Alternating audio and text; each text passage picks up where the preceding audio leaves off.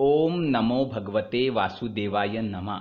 दोस्तों, आइए जानते हैं आखिर क्यों शरद पूर्णिमा को कहते हैं कोजागिरी पूर्णिमा।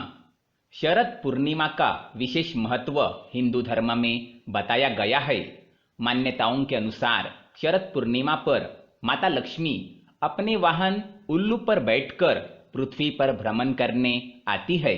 परंपरा के अनुसार कई लोग शरद पूर्णिमा में घर की छत पर खीर भी रखते हैं, क्योंकि इस दिन चंद्रमा की पूजा विशेष तरह से की जाती है और इसकी रोशनी में खीर रखने का खास महत्व होता है। आपको बता दें, शरद पूर्णिमा को कई सारे नामों से भी जाना जाता है।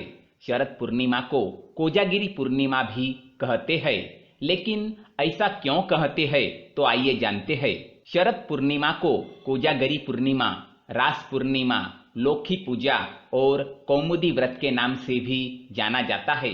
और अभी बात करें कोजागिरी शब्द की, तो कोजागिरी शब्द का अर्थ होता है जो जाग रहा है। जी हाँ, जो जाग रहा है, ऐसा अर्थ होता है कोजागिरी शब्द का।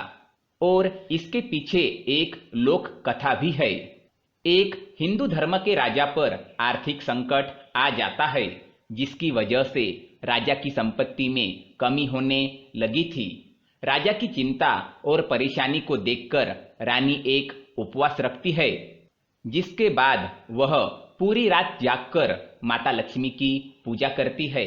फिर रानी की पूजा और उसके व्रत से माता लक्ष्मी बहुत प्रसन्न हो जाती है और उसके पति यानी राजा को आशीर्वाद देती है कि उनके राज्य में कभी भी धन या समृद्धि की कमी नहीं होगी। इस वजह से भी कई लोग शरद पूर्णिमा की रात को जागरण भी करते हैं। आपको बता दें कि कुछ पौराणिक कथाओं के अनुसार सागर मंथन के समय देवी लक्ष्मी शरद पूर्णिमा के दिन ही समुद्र से उत्पन्न हुई थी।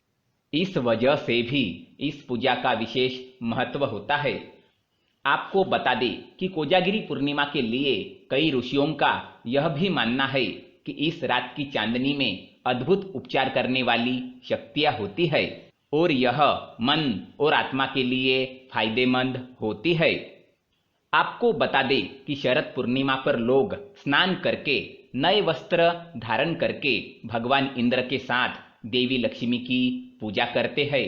आपको बता दें कि पूरे दिन जो शरद पूर्णिमा पर उपवास रखा जाता है, इसे कोजागिरी व्रत भी कहा जाता है।